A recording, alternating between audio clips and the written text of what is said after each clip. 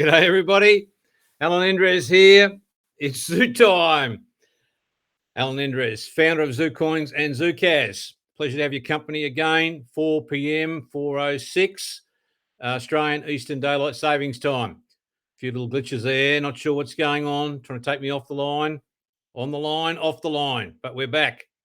We are back indeed. Excited to be here. Now, the episode today is going to go a bit deep because we got a lot of people out there questioning the merits of the law that we rely on. So it's all about Zucoins and the law and the laws in many jurisdictions. So you're not off there for a while. Pep yourself up, get through it, or just turn it off, because sometimes these conversations on law is very boring indeedy. But we're going to try and cover that off. So before I do that, a couple of little updates. We're starting to kick ass on the wallet front, team. Very excited indeed. Now, as I indicated, we've been playing around with the visuals on the tutorials and things. And at the end of the day, literally about 20 minutes ago, now today is probably a memorable day, really. So it's the 5th of October, 2021. We had the video producers in, and we've done a nice little special edition of ZuTime. It should be ready late tomorrow, if not the day after. But certainly, I am actually engaged with the use of my phone and taking you guys through the steps on how easy it is to get that SMS and how easy it is to follow through to see live, albeit that it is recorded, the process of the coins and the wallet and all that sort of stuff that we want you to get over the line. So this thing will be also put on the website, and it will be something that's it only goes for 10, 15, 20 seconds or so. And it just shows you how easy it is to access your wallets and get the coins and see them and transact, and how instant it is and all the rest of it. And that's the way we've gone about it. So I have going to share that experience with you through my phone. And as I said, importantly, just make sure you got those numbers that we've given you in the past on the SMS ready as your Zucoin number from support, or New Zealand or USA or wherever those numbers have come in from, locked in. So yes, starting to get to the pointy end. As I said, we'll let those powers to be that have got wallets work their way through this week. We'll revisit the outcomes of that early next week. But I'm excited for that. And when you see the video, look, you don't need a tutorial. You don't need any of that. It really is that simple. And hopefully that message will come through crystal clear. So that's on that front. Just an overnight update on news, I thought, because some of the things that, I've been going on about in the updates, and I know they've been long, but certainly revisit them. But, this crypto space, this decentralized space, and where it's heading with the banks and the way in which the world is heading on this area of digital assets and stuff that I've been, talking about for some time. It was interesting last night, just as a news broadcast bulletin, that the Bank of America has come out of the blocks. And the headline act of their latest media press release is that crypto is too big to ignore. Let me say that again, too big to ignore. And they're spot on. We poked the bear. The bears are coming out now, not in the sense of crypto bears, because the bears are flooding the stock market at the moment, which is I've got nervous shudders of about 1987 coming all over again, but that's one of those life experiences that we want all these young people to go through, see it fall off a cliff. And, when the great president of the US of A, Joe Biden, starts to tell us that we could be hit with a meteor at any time, which would implode the entire US systems, well, you've got to start to wonder and think about the alternatives. And we keep pressing the message, crypto, crypto, crypto, Bitcoin's out there, love Bitcoin. And then you've got Zucoins is going to give it a run for its money. That's what we're on about. And I'm pretty convinced that those that haven't experienced the wallet to this stage when you see the video live that I did, albeit recorded for your benefit, on the access to the wallet and how it works, you'll be pretty impressed.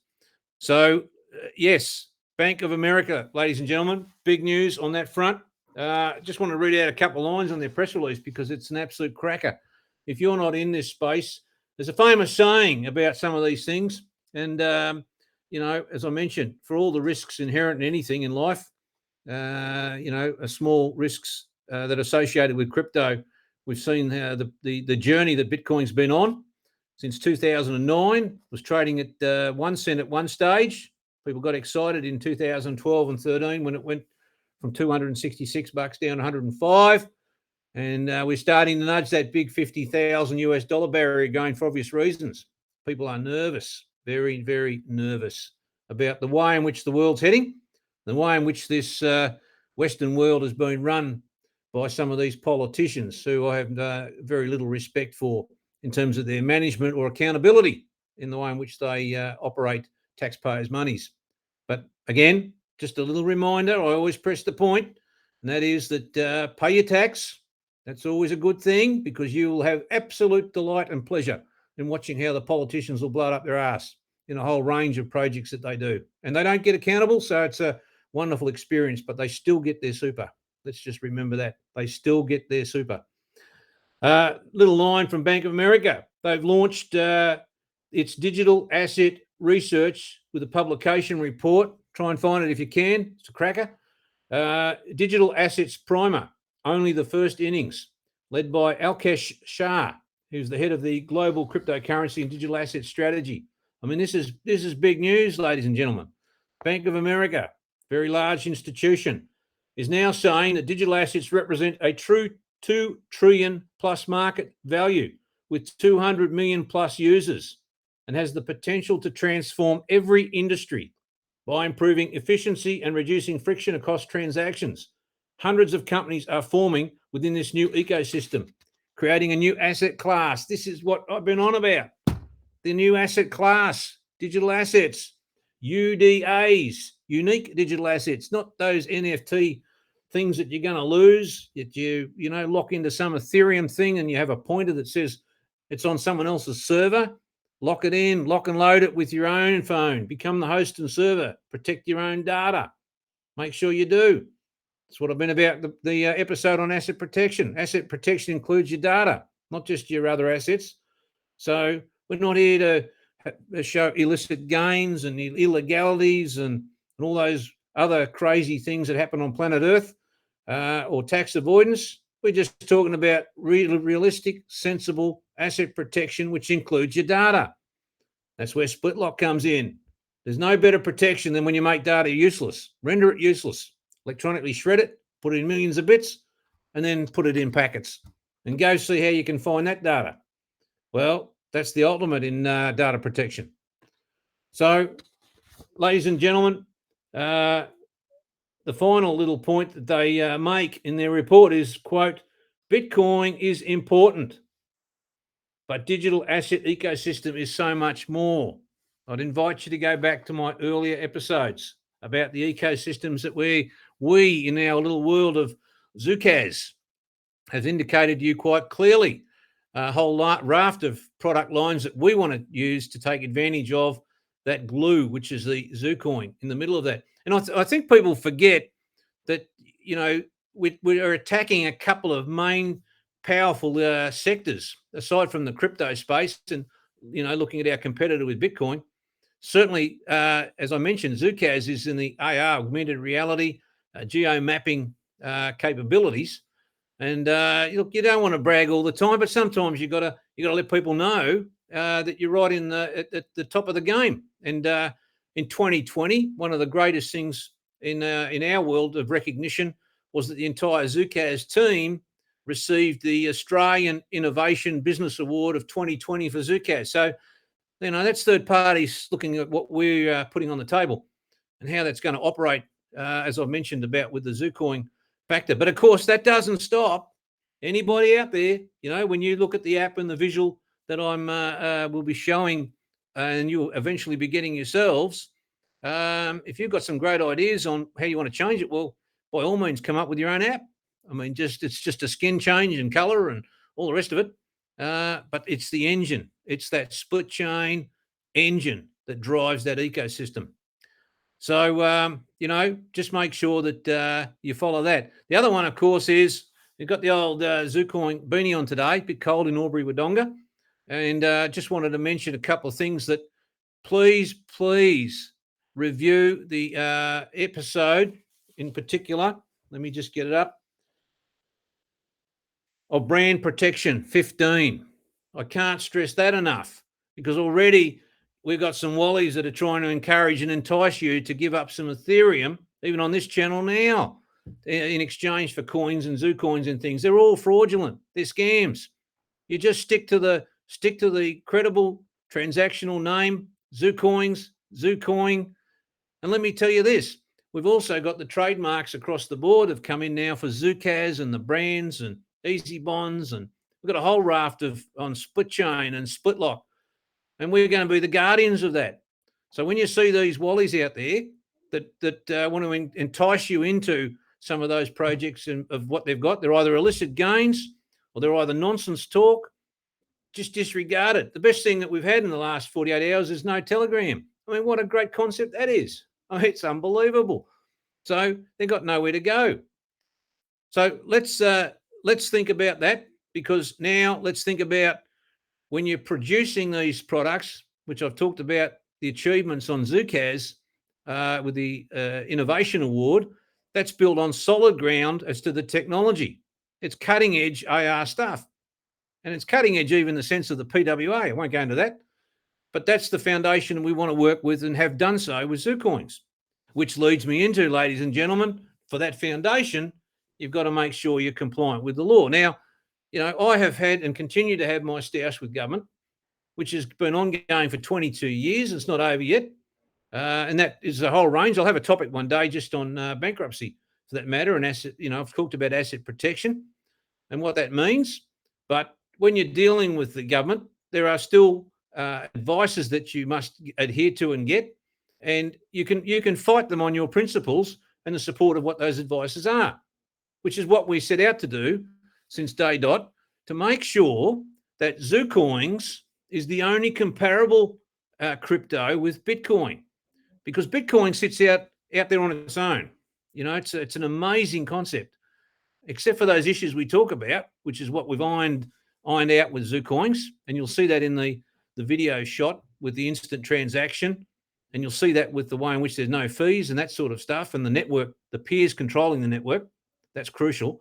But you still got to look at the legal foundation of that. And we deliberately set out to say, if this is truly decentralized, which it is, and it's truly in the hands of you as the Zucoin owners, you as the peers, you with your own data retention and the fractions of that data and the guardians of the brand, that's one of them. And that's why we're pushing out, I'll talk about that in a minute with the merchandise. Not to make money.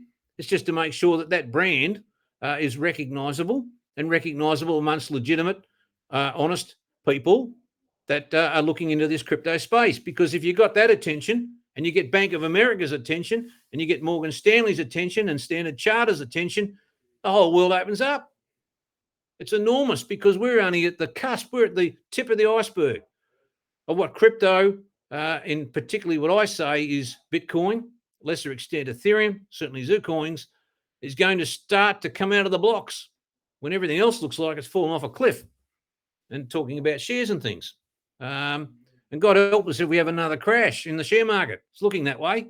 But all that'll do is wipe out trillions of dollars globally.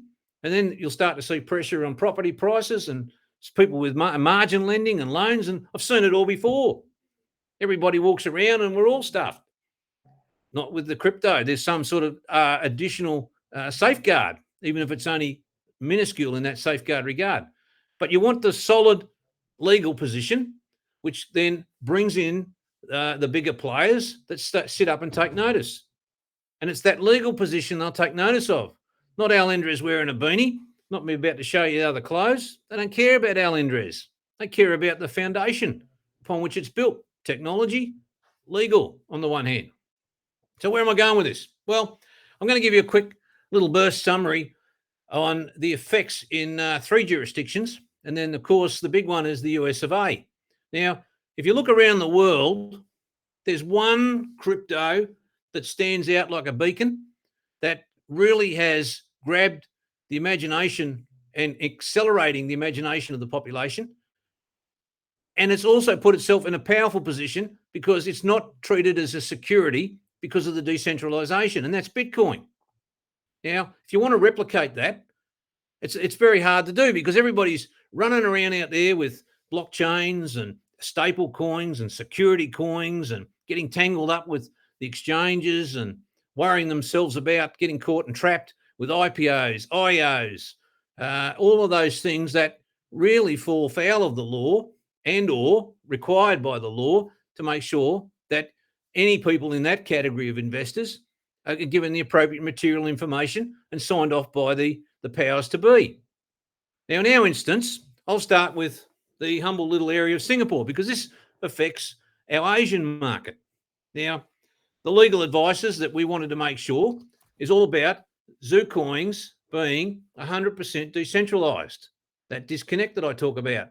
You, as in the Zucoin buyers and holders, are the network. There's nothing connected to anybody other than the network itself. Now, in relation to that, the legal advices, there's a couple of provisions in Singapore, which I'll talk about, is that you don't want your coin in Singapore, which affects other jurisdictions like Japan and so on, and your big Asian markets, to be part of a collective management or pooling of elements, which forms a collective investment scheme. And that's very sort of parallel to the US, what they call the Howey test, that if you can show that the network is running on its own steam and has no correlation or connection back to a third party or the controlling parties, then of course you should fall outside of that definition, which is seriously important.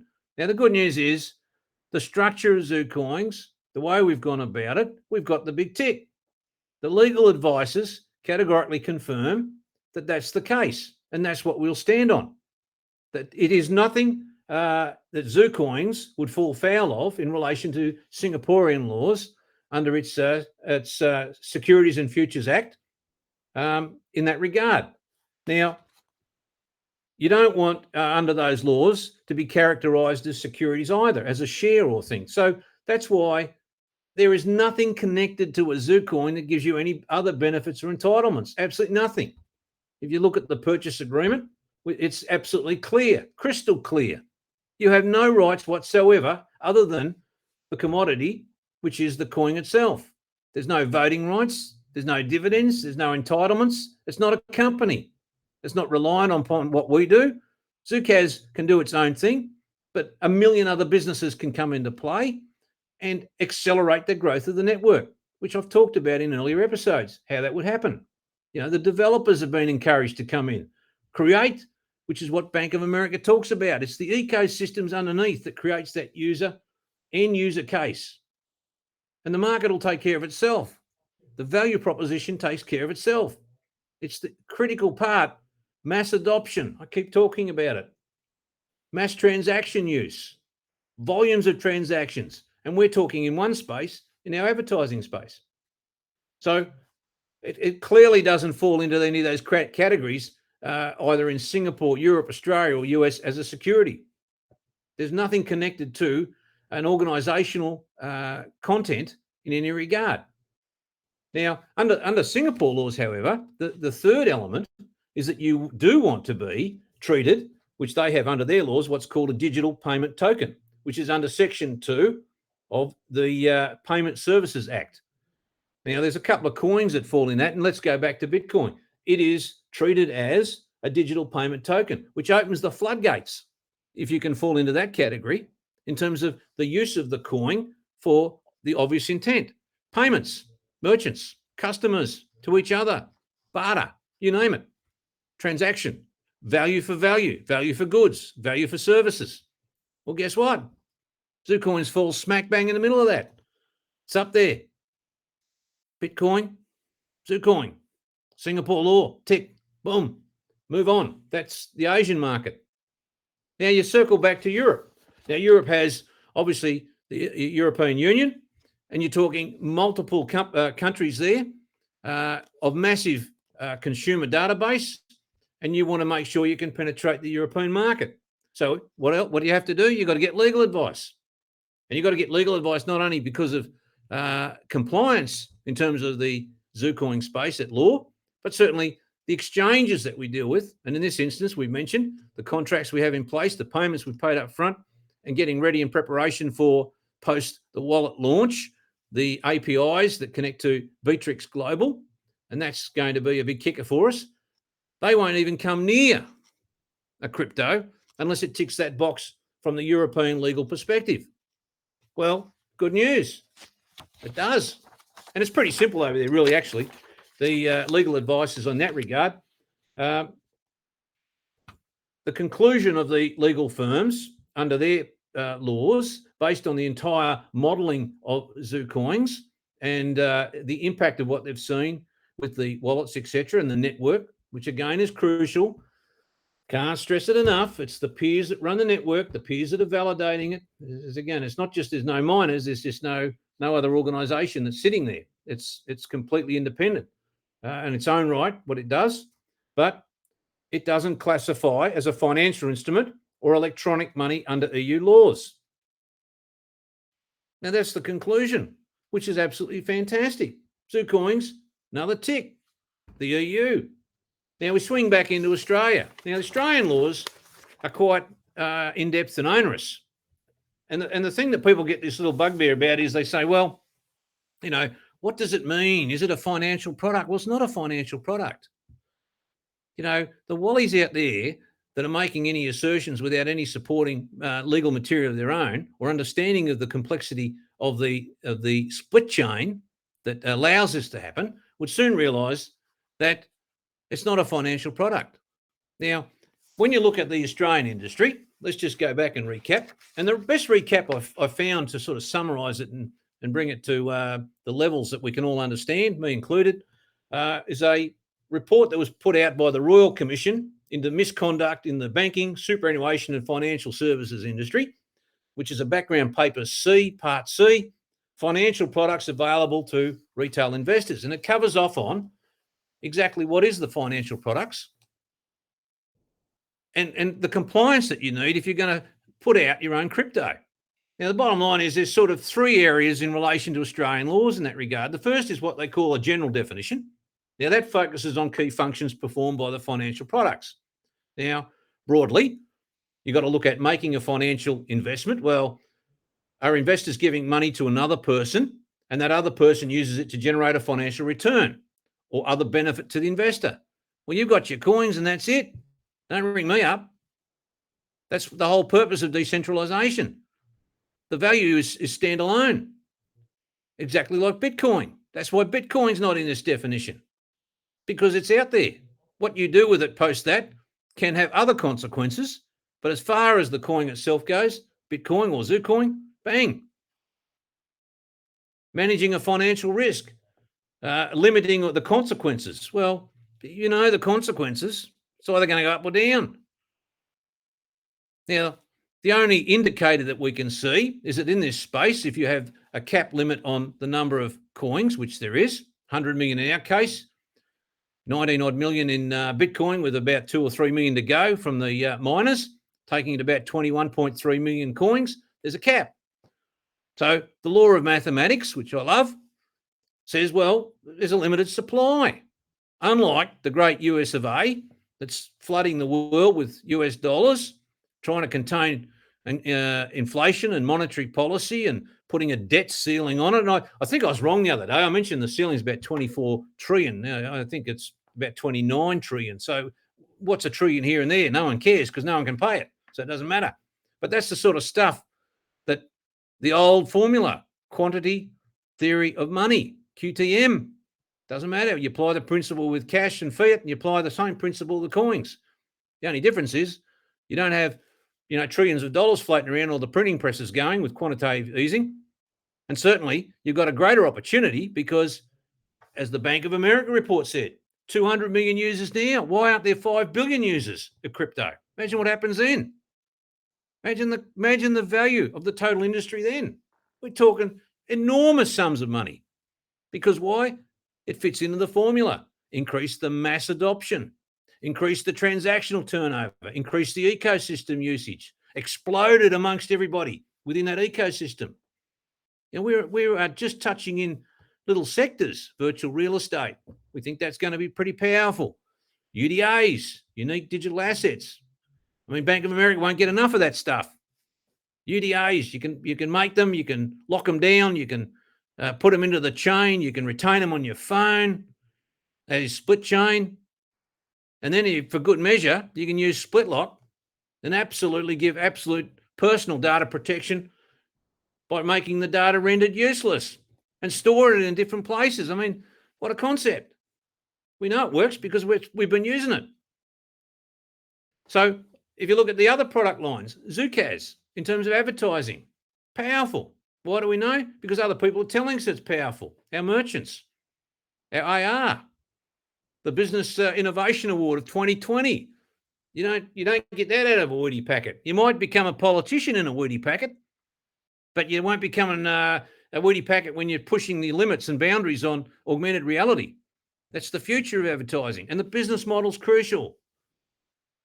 You can't keep sucking money out of merchants up front in $500 billion industry and giving them a 0.08% return on success of that advertising.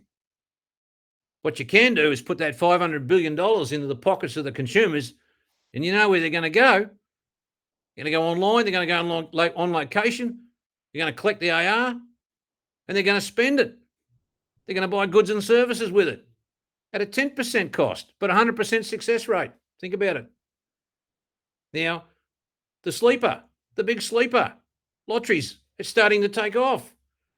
Why? Because people are worried about what they're doing with their monies and shares and things and falling off a cliff. So they leave it in a bank. What happens? You get nothing.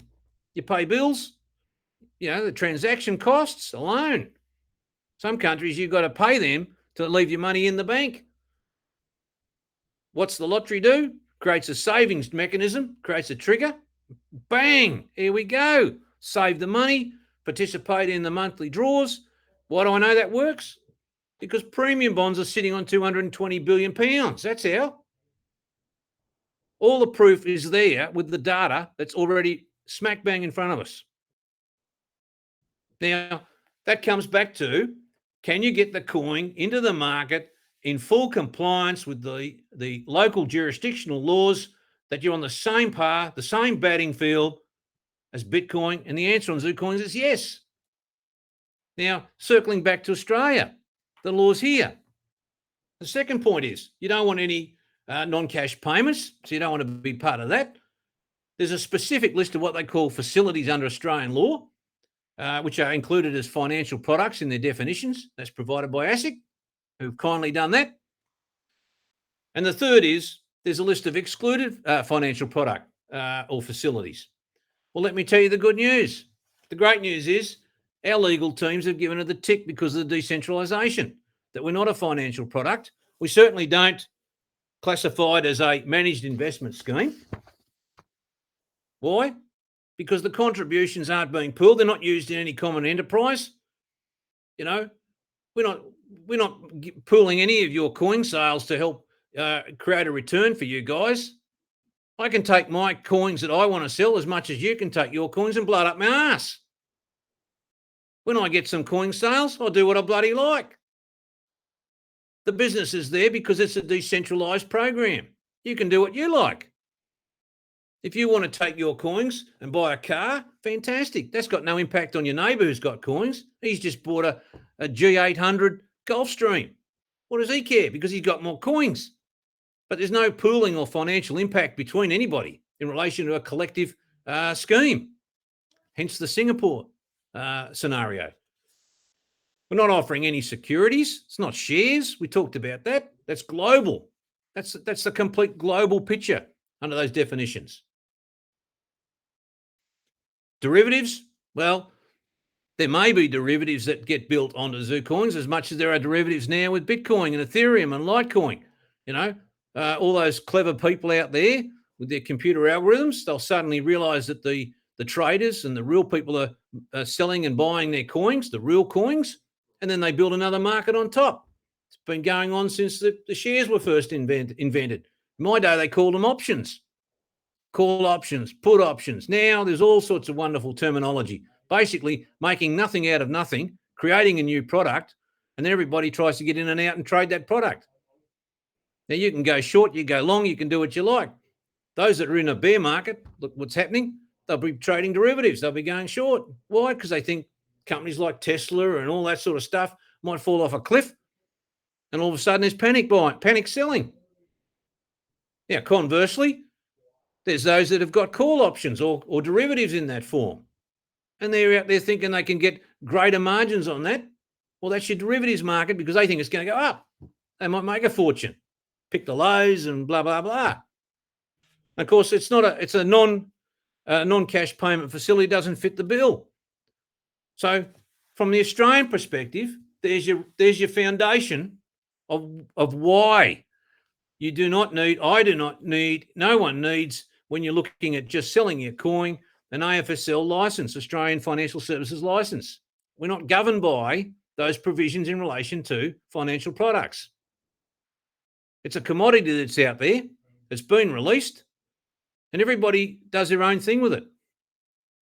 And that's the beauty of that ecosystem. And that's the beauty of what we've seen. The leader in the charge has been Bitcoin. Don't get me wrong when I say, we want to hunt Bitcoin down. Of course we do. But that's like any competitor in any industry sector. Someone has to come out of the blocks first. Satoshi, God knows who he is or what they are, but they did it.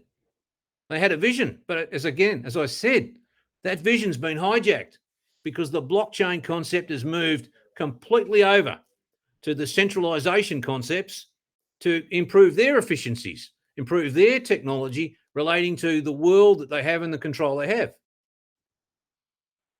Now, we're all about decentralisation. We're all about putting that power back to you guys through the processes that we've succeeded with and you're going to get excited about. Split chain, Zucoins. Now, in terms of the US laws have, as I mentioned, this thing called the Howey test. That's the basic premise of that. And we're ticking that box as well. Because at the end of the day, in line with the Singapore laws, there's no collective pooling of anything, no enterprise in relation to the way in which what you do with your coins has any effect on anybody else. They're your coins. Now, you may participate in the exchanges, which you're quite happy to do so, and other buyers come in, or you may just sit back, relax, soak up the atmosphere, and realise that suddenly there's thousands and tens of thousands of merchants readily taking in the concept of accepting your crypto for their goods and services. Now, one of the greatest things in Australia is our tax laws in relation to crypto at the moment. If they hold the steady, the tax office should be able to make an absolute poultice of money from people making a killing on their capital gains tax. Now, why do they want that money? Because they've got to fill the coffers for all the other money that's blown up the MP's ass and our politicians on losing it on other things. That's the enjoyable part of government and tax. I just love it. You work your ass off, pay your tax, and you get to see it vaporise on stupid things. I've got a list of the historical stuff-ups of government since I started to get interested in 1999, and there's some memorable ones. I mean, the pink bats in Australia was one of the greatest all-time $4 billion blow-it-up-your-ass concepts mankind's ever seen. And then you've got things like, well, let's make a stand in robo-debt. Doesn't matter what side of parliament you're on. I mean, what a beauty that was. Let's send out this stuff. We can't automate things. And all of a sudden, there's a problem. There's a $1.2 billion payout because they stuffed it up. Now, you are not going to read the stuff, but I love. It's worth going to the Australian National Audit Office website and downloading all the audits they've done for the last 22 years on various projects and things that governments in Australia at least have done. Now, they're wonderful documents because they show you things like entities within government not complying with the law or the Constitution on appropriations in relation to those expenditures. They don't care. And that's not me saying it, that's in the audit reports. Now, I've already got a report from April 1999 where, a whole bunch of them got together and decided that they're going to share passwords. Wonderful concept. Now, of that journey, I'm the only one sitting here as a bankrupt, still fighting in the High Court. Why? Because the government's chasing me for $19 million, paid back about 11 or 12. I think another couple of million went through the other day, or going through on the 15th of October. And I'm waiting my moment to get in the High Court to turn that around to a $4.3 billion damages claim. I don't give up. But the point is, the tax office, let's circle back. Crypto. Now, CGT, hang on to it for 12 months. Effectively 24 cents in the dollar. They go on about all these tax havens and things around the world. I think there was a program the other night on Four Corners, which is interesting. The reality is they're still sovereign countries. Singapore is a sovereign country which has a better tax rate. I mean, that place was blown to smithereens after the Second World War. It's a powerhouse because they don't suck your blood dry with their taxes. But in this instance, take the 24 cents in the dollar and the commissioner gets his tax. Now, the second step is there's a beautiful provision about personal usage. Now, as I understand it, could be wrong, but you can check it for yourself. If you've got $10,000 in a transaction or less, and you directly use your coin with an Australian merchant, so, for example, you've got a lovely meal that's coming up because these great politicians are going to let you out of your room shortly. We're all going to, have a wonderful time because of, the way they've handled the absolute economic debacle of sending businesses off a cliff in most of our states here in Australia, shutting them down. So if you can find a restaurant and you're going to have a wonderful time and you spend $300 on the meal, and that merchant accepts the crypto directly from you, that is the Zucoin using the technology, excuse me, to the merchant, there's no tax. There's no tax on that payment. So you could be sitting on $200,000 Aussie dollar equivalent of coins, Bitcoin or Zucoin or whatever you want, in our case, Zucoin. And as long as you directly use that coin with the merchants and don't convert to any feed or trigger an event for CGT purposes, there's no tax. Now, $10,000 is a lot. That's a lot of tyres on your car. That's a lot of ink and paper in the office. That's a lot of meals. That's a lot of things that we do, shirts and clothes and food. So if the price went up and woof, went to $100,000 a coin, what happens? You use a fraction. You still buy the $30 pair of pants, or you get one of these little beanies. You got the hats that we got coming. Whoop, there we go. You got the hats, which is all about the merchandise. We got fantastic shirts. You're going to see that. We got hoodies, shirts and things. Zucoins coming. Next generation. All this sort of stuff. Now, the old hoodie. You put the hoodie on. Absolutely kicking ass. And guess what? We don't want to take your money worrying about profit on merchandise. Couldn't give a stuff. We've got plenty of coins. We're going to get out there so that when you get this stuff and we do hook the merchants up and you use your coin, you can walk away in the thrill and enjoyment. There's no tax. Now, of course, get your own tax advice on that. That's my understanding. But that's personal usage, less than $10,000. There's a ruling on it. You can have a look at that. Now, what the rules are in the rest of the world, we'll have to follow up with our fellow legal departments in different jurisdictions. But I'm just highlighting one advantage, which comes back to, ladies and gentlemen, the foundation on the law of Zucoins, rock solid, decentralized, the whole process. More importantly, you build on that. You've got the market that spreads out, spreads its wings. You get people excited. You've got the coin happening. You've got this financial mess that's happening in the world. trade wars with China. I mean, today's newspaper, China's talking about blowing the shit out of Taiwan. You got to be kidding. What's that going to end up with all of us? We'll be having beanies, all right. Just imagine. Now, that drags us into all sorts of economic abyss. Again, I can't repeat. Biden, he reckons we're going to get hit with a meteor. It's going to blow to smithereens the world financial or the US financial system. Can you believe it? Just keep an eye on the news. But in the meantime, why does Bank of America come out of the blocks? This is an industry too big to ignore. It's only getting bigger, ladies and gentlemen. Well, that's enough for me. I think I've covered it off. Plenty to no, there's a few little questions there. What have we got?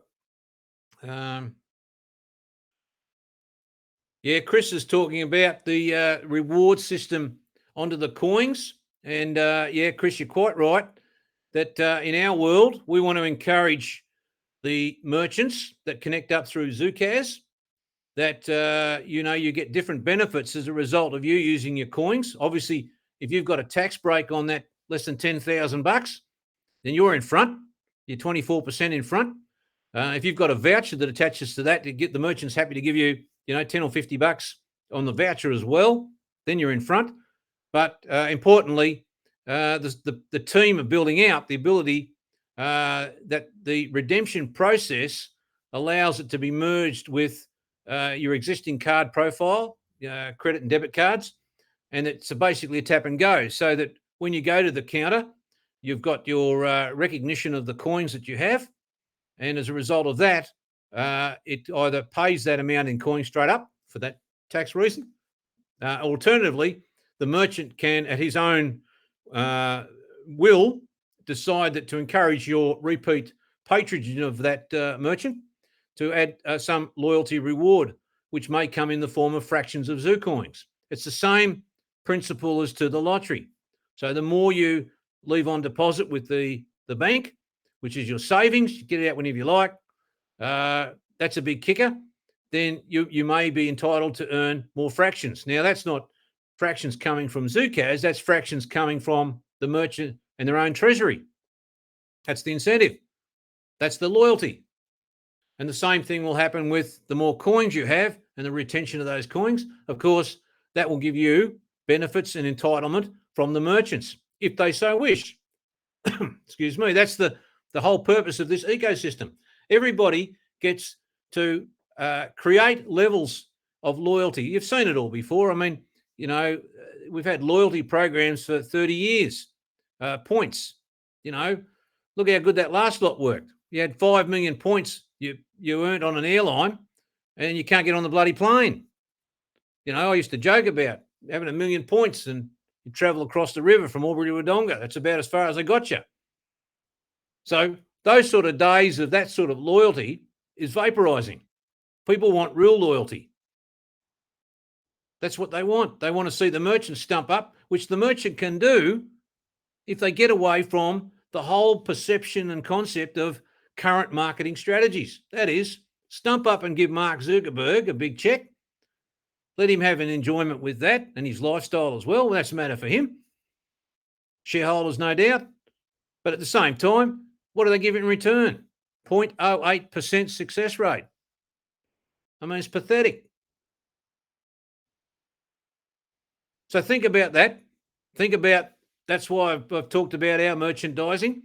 That's about sending the message out there, but getting in preparation for the advantages of being some of the first cabs off the rank, that once the merchants start accepting Zucoins, why, and I've been over this before, no transaction fees, it's instant, it's in real time, they know exactly what they're getting. The rates of the coin will be provided in real time through the exchange.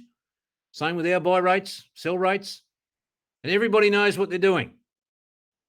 Because if you had a price, for argument's sake, let's say Zucoins at $10,000 a coin, you can send a fraction, no problems at all, to buy that $4.50 Australian equivalent cup of coffee, and the fraction is busted up to $4.50.